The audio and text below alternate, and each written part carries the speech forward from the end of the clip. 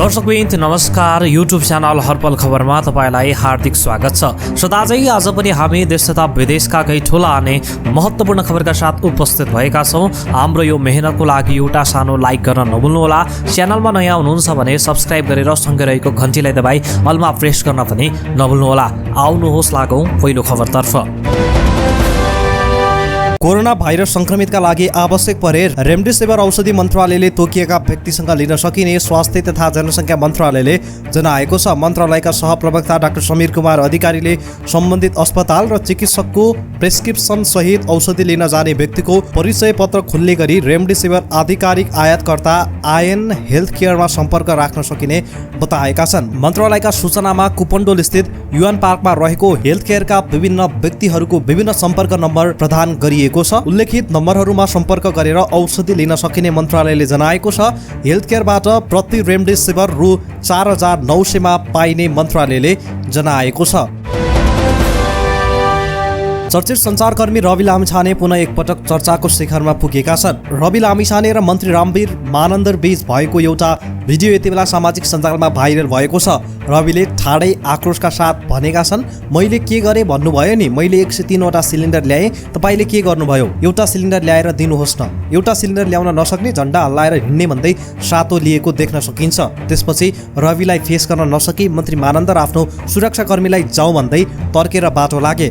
रविको यो आक्रोशलाई अहिले सामाजिक सञ्जालमा विभिन्न व्यक्तिहरूले स्याबास रविजी भन्दै गर्वले खुसी र प्रशंसा पनि व्यक्त गरिरहेका छन्। देश महामारीमा परेर अस्पताल जाने गाडी समेत नपाएर कयौं मान्छेहरूले ज्यान गुमाइरहेका बेला मन्त्रीले गाडीमा झन्डा हल्लाएर हिँड्ने अनि उल्टै रवि लामिछाने जस्तो एक समाजसेवी व्यक्तिले अस्पताल बनाइरहँदा पनि नदेख्ने र उल्टै तपाईँले के गर्नुभयो भनेर प्रश्न गर्दा रवि आक्रोशित हुनुलाई स्वाभाविक रूपमा लिएको छ। विभिन्न व्यक्तिहरूले रवि लामिछानेको कदमलाई सामाजिक रूपमा स्वागत समेत गरेका छन्। दर्शकबिन, तपाईँ हामीहरूकै प्रिय सञ्चारकर्मी रवि लामिछाने यति बेला दिन दुखीका भगवान बनेका छन्। रवि लामिछानेको हौसलाको स्वरूप तपाईँहरू सबैले कमेन्टमा गएर I am with you Ravi दाई लेख्न नबिर्सनु होला है त। काठमाडौँ उपत्यकाको निषेधाज्ञामा थप कडाई गरिएको छ। कोरोना संक्रमणको जोखिम नियन्त्रणका लागि थप कडाईसहित गै रातिदेखि निषेधाज्ञा थप भएको काठमाडौँका प्रमुख जिल्ला अधिकारी कालीप्रसाद पराजुलले जानकारी दिएका छन्। उपत्यकाका 3वटा जिल्ला प्रशासन कार्यालयले निषेधाज्ञा जारी गर्दै अति आवश्यक बाहेकका सबै कार्यालय आउँदो जेठ 13 गतेसम्म बन्द गर्न निर्देशन दिएका छन्। सूचनामा अति आवश्यक सेवाका कार्यालयलाई पनि सकेसम्म कम जनशक्तिबाट व्यवस्थापन गर्न भनिएको छ। आजदेखि खाद्यान्न तथा तरकारी पसलहरू बिहान 9 बजेसम्म खोल्न पाइनेछ। त्यस्तै औषधि, खाद्य वस्तु तथा अन्य अति आवश्यक उपभोग्य वस्तु वा सेवा खरिदका लागि तथा अति आवश्यक सेवा लिनुपर्दा बाहेक कोही पनि घर बाहिर निस्कन पाइने छैन। विवाह, व्रतबन्ध लगायत होटेल तथा पार्टी प्यालेसमा गर्न रोक लगाइएको छ। घरमै गर्दा पनि 10 जनाभन्दा बढी उपस्थित हुन नपाइने आदेशमा उल्लेख छ। दर्शकबिन, नेपालमा दिन प्रतिदिन कोरोना भाइरसको स्थिति भयावह बन्दै गइरहँदा सरकारले देशभर पूर्ण ठप्प लकडाउन गर्नुपर्छ भन्नुहुन्छ भने हो लकडाउन गर्नुपर्छ लेखिदिनु होला। होइन, लकडाउन गर्नु त पर्छ तर खाना लाउन गाह्रो हुन्छ, राहत चाहिन्छ, कोठा भाडा छुट गर्नुपर्छ भन्नुहुन्छ भने हो लकडाउन गर्नु हुँदैन, कोठा भाडा छुट गर्नुपर्छ, नो मोर लकडाउन लेखेर आफ्नो प्रतिक्रिया दिन नबिर्सनु होला है त। कम्तीमा 100 बेड भएका निजी तथा सामुदायिक अस्पतालले 15 दिनभित्र अक्सिजन प्लान्ट जडान गर्नुपर्ने भएको छ। स्वास्थ्य मन्त्रालयमा बसेको आइसिएम पदाधिकारी बैठकले उक्त निर्णय गरेको प्रवक्ता जागेश्वर गौतमले बताएका छन्। अक्सिजन प्लान्ट जडान गरेर मन्त्रालयमा जानकारी गराउन समेत उनले निर्देशन दिएको बताइएको छ।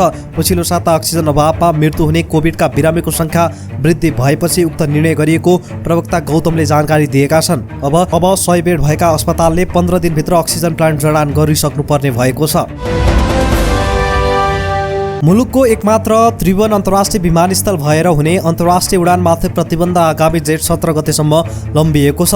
नेपाल नागरिक उड्डयन प्राधिकरण क्यानले जरुरी सूचना निकालेर अन्तर्राष्ट्रिय हवाई उडानमाथिको प्रतिबन्ध थप 2 साता लम्बाउने जानकारी अन्तर्राष्ट्रिय उडानका सबै वायुसेवा कम्पनीलाई गराएको हो। तथापि नेपाल र भारतबीच भएको एयर बबल सम्झौता अनुसार दुई मुलुकको उडानलाई भने निरन्तरता दिइएको छ। उक्त सम्झौता अनुरूप सातामा 2 उडान कायम राख्ने गरी उडान सञ्चालन हुनेछ। नेपालमा यही वैशाख 23 गते रातिदेखि अन्तर्राष्ट्रिय उडान स्थगन गरिएको थियो। अहिले अन्तर्राष्ट्रिय तथा आन्तरिकतर्फ कार्गो तथा उद्धार उडान मात्रै सीमित सङ्ख्यामा भइरहेको छ। यसरी सरकारले अन्तर्राष्ट्रिय उडानमा प्रतिबन्ध लगाएसँगै वैदेशिक रोजगारीमा जाने व्यक्तिहरू ठूलो मारमा पर्ने देखिएको छ।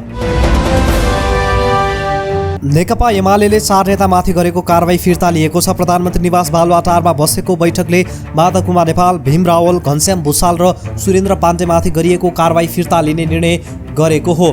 पार्टी एकतालाई ध्यानमा राखेर यो निर्णय लिएको स्थायी कमिटी सदस्य विष्णु रिमालले जानकारी गराएका छन्। पुनर्स्थापित एमालेका अध्यक्ष केपी शर्मा ओलीले 28 फागुनमा आफ्ना पक्षका नेताहरूले मात्र बैठक राखेर विधान संशोधन गर्ने, केन्द्रीय सदस्यहरू थप्ने र माधव नेपाल समूहका नेताहरूको जिम्मेवारी खोज्ने निर्णय गरेपछि नेपाल समूहले वैशाख 4-5 मा राष्ट्रिय कार्यकर्ता भेला बोलाएको थियो। भेलाका लागि अगुवाई गरेको भन्दै 7 चैतमा बसेको ओली पक्षले केन्द्रीय कमिटी बैठकले 4 नेतालाई स्पष्टीकरण सोधेको थियो। नेताहरूले दिएको जवाफ चित्तबुत्त नभएको भन्दै उनीहरूलाई 6 महिना पार्टी सदस्यबाटै निलम्बित गरेको थियो। कारबाही फुकुवाको निर्णय गर्नुअघि एमाले महासचिव विष्णु पौडेल नेता नेपालसँग छलफल गरेका थिए। कारबाही फुकुवापछि अध्यक्ष केपी शर्मा ओली र माधव नेपाल बीच टेलिफोन वार्ता भएको थियो। त्यसपछि ओली र माधव कुमार नेपाल बीच भेटवार्ता भएको छ।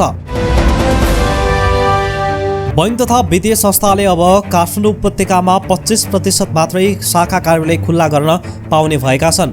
बैंकिङ कारोबारलाई सकेसम्म विद्युतीय माध्यमबाट सञ्चालन गर्नुपर्नेछ। त्यस्तै बैंक तथा वित्तीय संस्थाका केन्द्रीय कार्यालयले 20% मात्रै जनशक्ति प्रयोग गरी कार्य सञ्चालन गर्नुपर्ने व्यवस्था मिलाउनु पर्नेछ। काठमाडौँ उपत्यकामा निषेधाज्ञाको समय थप भएसँगै यस्तो आदेश जारी गरिएको हो। आदेश अनुसार सो सम्बन्धी विवरण नेपाल राष्ट्र बैंक र जिल्ला प्रशासन कार्यालयलाई समेत दिनुपर्नेछ। बैंक तथा वित्तीय संस्थाका सवारी साधन सञ्चालनका हकमा सीमित सवारी पास जारी गरी सोको विवरण केन्द्रीय बैंक र जिपर्कालाई दिनुपर्ने आदेशमा उल्लेख छ। कोरोना भाइरस विरुद्धको भेरोसेल खोपको पहिलो डोज लगाएकाले दोस्रो डोज लगाउने तालिका स्वास्थ्य कार्यालय काठमाडौँले सार्वजनिक गरेको छ। 2077 वैशाख 25 गतेदेखि 2078 वैशाख 15 गतेसम्म विभिन्न मितिमा भेरोसेलको पहिलो डोज लगाएकाले जेठ 2 गतेदेखि जेठ 11 गतेसम्म बिहान 10 बजेदेखि 4 बजेभित्र लगाउनु पर्ने उक्त तालिकामा उल्लेख गरिएको छ। काठमाडौँमा भेरोसेलको दोस्रो डोज जेठ 2 गतेबाट सुरु हुने भएको छ। नेपालको प्रमुख श्रम गन्तव्य मुलुक मलेसिया, संयुक्त अरब इमिरेट्स, युएई, कुवेत, जापान लगायतका देशले तत्काल नेपालसहित 4 देशका नागरिकलाई प्रवेशमा रोक लगाएका छन्। नेपालमा नयाँ भेरिएन्ट सहितको कोरोना संक्रमण उच्च जोखिममा रहेको भन्दै नेपालसहित बङ्गलादेश, पाकिस्तान र श्रीलङ्काका नागरिकलाई ती देशमा प्रवेश गर्न रोक लगाएका हुन्। कोरोना संक्रमण रोकथामका लागि प्रवेशमा रोक लगाउने निर्णय भएको त्यहाँ स्थित नेपाली दूतावासले जनाएको छ। त्यहाँ स्थित नेपाली राजदूतावासले जानकारी गराएका छन्। मलेसिया स्थित नेपाली दूतावासका अनुसार मलेसिया सरकारले पछिल्लो निर्णयले कूटनीतिक र सरकारी राहदानी भएका बाहेक अन्य कुनै पनि भिसामा यी देशमा नागरिक मलेसिया प्रवेश गर्न पाउने छैनन्। निश्चित समयका लागि रोक लगाइएको भए पनि समय नतोकिएकाले कति लामो हुने हो भन्न नसकिने दूतावासले जनाएको छ। संयुक्त राज्य अमेरिकाले कोभिड-19 महामारी विरुद्ध थप 32 करोड 43 लाख बराबरको स्वास्थ्य सामग्री घोषणा गरेको छ। अमेरिकी इन्डो पेसिफिक कमान्डले जरुरी अक्सिजन प्लान्ट, सिलिन्डर तथा भण्डार ट्याङ्कहरू सहयोगको घोषणा गरेको अमेरिकी दूतावासले जनाएको छ। सन् 2020 अप्रिल यता कमान्डले $58 लाख बराबरको स्वास्थ्य सामग्री नेपाललाई प्रदान गरिसकेको जनाएको छ। यो सँगै नेपालमा युएसएड समेत गरी अमेरिकी सरकारका विभिन्न एजेन्सीले झन्डै $51 मिलियन बराबर कोभिड-19 सम्बन्धी सहयोग प्रदान गरेका छन्। पूर्व मन्त्री एवं नेकपा एमालेका नेता योगेश भट्टराईले कोभिड विरुद्धको लडाईँमा खटेका बाहेक राज्यबाट पारिश्रमिक लिने सबैको सुविधा स्थगित गर्न सरकारलाई सुझाव दिएका छन्। कोरोना संक्रमित बिरामीका लागि न्यूनतम अक्सिजन र बेड पनि दिन नसक्दा लाज भएको भन्दै उनले सबैको एकमात्र मिसन कोभिड-19लाई बनाउनु पर्ने समेत बताएका छन्। सामाजिक सञ्जालमा 4 बुँदामा आफ्ना सुझाव राख्दै भट्टराईले भनेका छन्, बिरामीका लागि न्यूनतम अक्सिजन र बेड दिन नसक्नुले हामी सबै लज्जित छौँ। यस्तो संवेदनशील अवस्था भइरहेको अवस्थामा राजनीतिक खेलहरूको सरकार, राज्य यन्त्र तथा राजनीतिक नेतृत्वप्रति असन्तुष्टि बढ्दै गएर व्यवस्था नै धरापमा पर्न सक्ने सम्भावनाप्रति सबै सचेत हुनुपर्दछ। कोरोना विरुद्धको लडाईँमा आर्थिक अभाव हुन नदिन अन्य शीर्षकका बजेट पनि कोभिडमै केन्द्रित गर्नुपर्ने, छिटो प्रक्रियाबाट थप जनशक्ति भर्ना गर्नुपर्ने, भारत लगायत अन्य देशका सरकारलाई पनि अनुरोध गरी सहयोग तत्काल ल्याउनुपर्ने सुझाव समेत भट्टराईले दिएका छन्। नेपाल वायु सेवा निगमले केही समयपछि हरेक दिन 550 थान अक्सिजन सिलिन्डर ल्याउन आफ्नो A330 कलसाइनको जहाजलाई बेजिङ पठाउने भएको छ। निगमको जहाजले विभिन्न देशमा पुगेर अक्सिजन सिलिन्डर लगायतका अति आवश्यक मेडिकल सामग्री ल्याइरहेको छ। ओमानमा गैर आवासीय नेपाली सङ्घ र नेपाली दूतावासको सहकार्यमा जम्मा गरिएका करिब 600 थान अक्सिजन सिलिन्डर र आगामी शनिबार नेपाल एयरलाइन्सको जहाज बस्कट जाने प्रयास भइरहेको प्रबन्धक निर्देशक डिम प्रकाश पौडेलले बताएका छन्।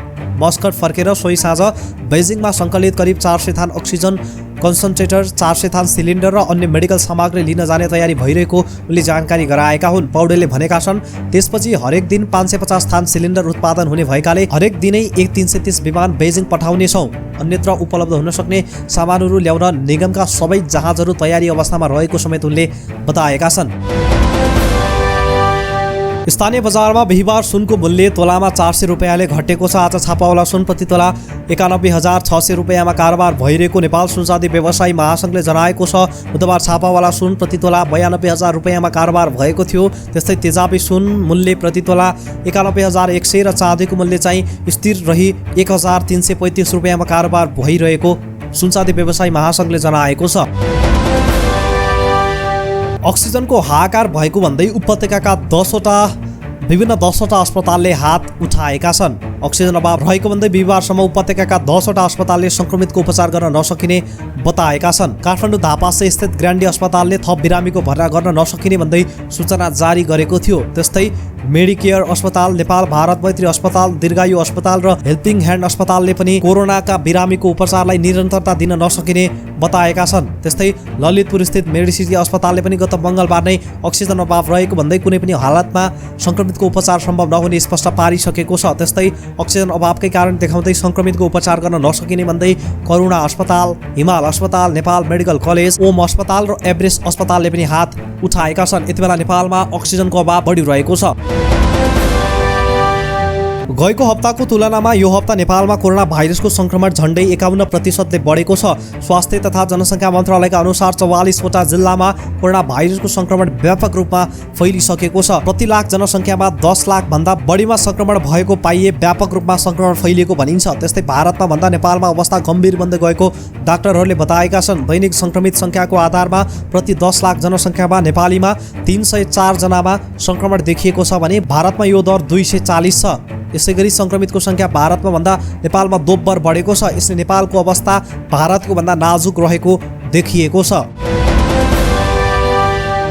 मुलुकमा दोस्रो लहरको कोरोना भाइरस सङ्क्रमण तीव्र रूपमा फैलिएसँगै सरकारले विदेशी मुलुकसँग सहयोगको लागि अपिल गरेको छ। खोप, अक्सिजन, भेन्टिलेटर सहितका अति आवश्यक सामग्री आपूर्तिको माग गर्दै सरकारले 7 भन्दा बढी मुलुकमा पत्राचार गरेको हो। परराष्ट्र मन्त्रालयकी प्रवक्ता सेवा लम्सालका अनुसार अमेरिका, बेलायत, अस्ट्रेलिया, जर्मनी, रुस, युएई र साउदी अरबलाई पत्र लेखेर सहयोगको अपिल गरिएको हो। मन्त्रालयले एक साता अघि मात्रै ती मुलुकलाई पत्र लेख्दै oxygen cylinder, ventilator, ultrasound, PP लगायतका सामग्रीहरू सहयोग गर्न भनेको हो। नेपालले पत्राचार गरेका मुलुकबाट स्वास्थ्य सामग्री आउने नआउने निश्चित नभएको प्रवक्ता लम्सालको भनाइ छ। यद्यपि अमेरिकाले भने सहयोग गर्ने प्रतिबद्धता जनाइसकेको छ। चीनले अनुदानमा गराउने मध्ये 400 थान अक्सिजन सिलिन्डर र 10 थान भेन्टिलेटर काठमाडौँ आइपुगिसकेको छ। थप स्वास्थ्य सामग्री स्थल मार्ग हुँदै काठमाडौँ ल्याउने तयारी भइरहेको छ। स्वास्थ्य मन्त्रालयका अनुसार कोभिडको दोस्रो लहरपछि नेपालका चीन बाहेक अन्य मुलुकबाट अहिलेसम्म कुनै स्वास्थ्य सामग्री प्रदान भएको छैन। कोभिड बिरामीका लागि चाहिने अत्यावश्यक सामग्रीको सूची बनाएर स्वास्थ्य मन्त्रालयले परराष्ट्रलाई बुझाएको छ। देशभरको मौसम बदली भएको छ। केही ठाउँमा पानी परिरहेको छ। तुलनात्मक रूपमा पश्चिमी क्षेत्रमा अलि धेरै र बागमती सहित प्रदेश 1 र 2 मा कम पानी परेको जल तथा मौसम पूर्वानुमान महाशाखाले जनाएको छ। काठमाडौँ उपत्यकामा आज बिहानैदेखि पानी परेको छ। पश्चिमबाट विकास भएको मौसमी प्रणाली फैलिएर पानी परेको महाशाखाका मौसमविदहरूले बताएका छन्। आज राति प्रदेश 1 का साथै अरू पहाडी थोरै ठाउँमा मेघगर्जन, चट्याङसहित सामान्य पानी पर्ने सम्भावना रहेको मौसमविदको अनुमान छ। पश्चिमी न्यून चापीय प्रणाली, बङ्गालको खाडीबाट आएको जलवायुयुक्त हावा र स्थानीय वायुको प्रभावले केही दिनदेखि मौसम बदली हुँदै आएको महाशाखाले जनाएको छ। भोलिदेखि मौसममा सुधार हुने सम्भावना देखिएको पनि मौसमविदहरूले बताएका छन्। दर्शकबिन यिनै थिए आजका केही ठुला अनि महत्त्वपूर्ण खबरहरू। भोलि यही समयमा पुनः मुख्य समाचारका साथ उपस्थित हुनेछौँ। आजको लागि हामीलाई बिदा दिनुहोस्। हस्त नमस्ते।